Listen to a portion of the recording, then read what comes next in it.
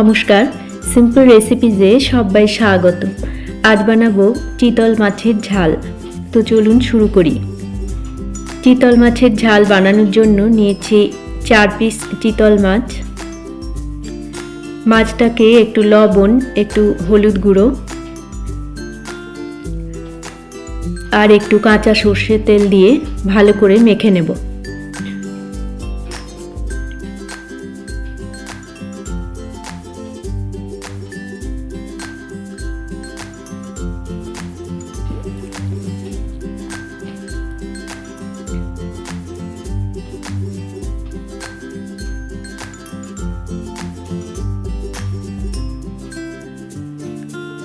মাছটাকে মেখে নিলাম। এবারে মিক্সিং জারে দিয়ে দেব 1 টেবিল স্পুন কালো সর্ষে, 1 টেবিল স্পুন হলুদ সর্ষে শুকনো গুঁড়ো করে নেব।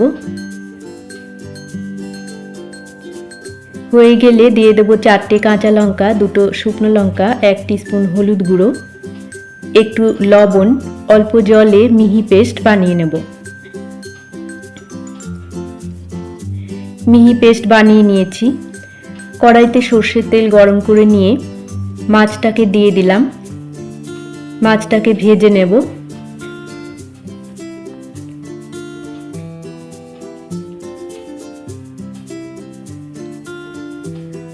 উল্টে পাল্টে মাছটাকে ভেজে নেব।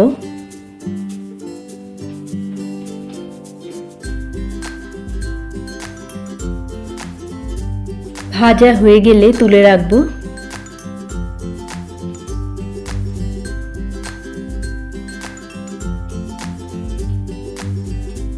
বাকি মাছটাকেও একইভাবে ভেজে নেব। ভাজা হয়ে গেলে তুলে রাখবো।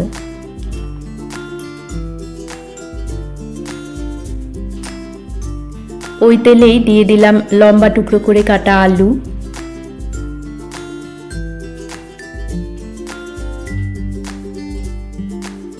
একটু লবণ আর হলুদ গুঁড়ো দিয়ে আলুটাকে ভেজে নেব।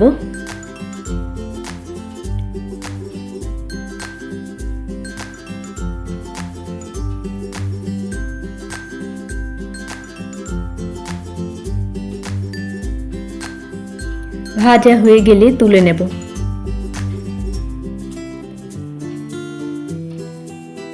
আরও কিছুটা সর্ষের তেল অ্যাড করে দিয়ে দিলাম গরম মশলা, 5টা ছোট এলাচ, 5টা লবঙ্গ, 2-3 টুকরো দারচিনি, কয়েক সেকেন্ড ভেজে নেব। একটা টমেটো কুচি দিয়ে দিলাম।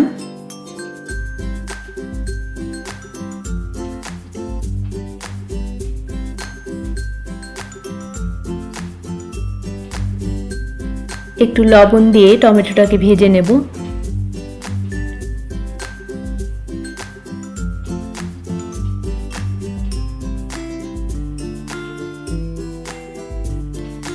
হয়ে গেলে মিক্সিং জারের পেস্টটা দিয়ে দিলাম।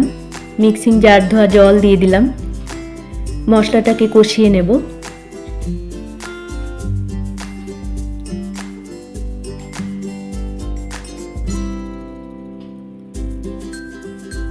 মশলাটা কষিয়ে নিয়েছি।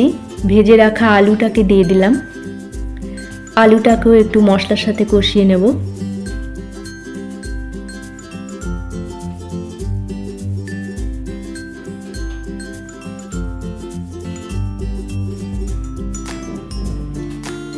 কষানো হয়ে গেলে দিয়ে দেব প্রয়োজন মতো গরম জল। ভালো করে মিশিয়ে নেব।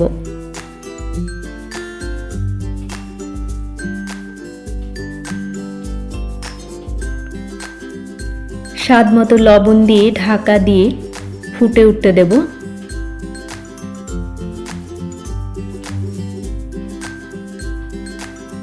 ফুটে উঠলে ভেজে রাখা মাছটাকে দিয়ে দেব।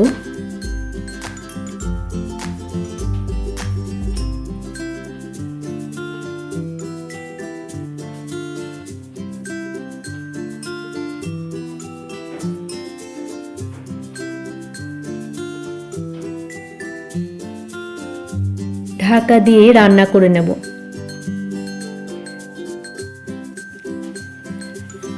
ঢাকা খুলে চেক করে নিলাম, আলুটা সেদ্ধ হয়ে গেছে। আমাদের চিতল মাছের ঝাল তৈরি। ফ্লেমটাকে অফ করে ঢাকা দিয়ে স্ট্যান্ডিং টাইম দিয়ে সার্ভ করব গরম ভাতের সাথে।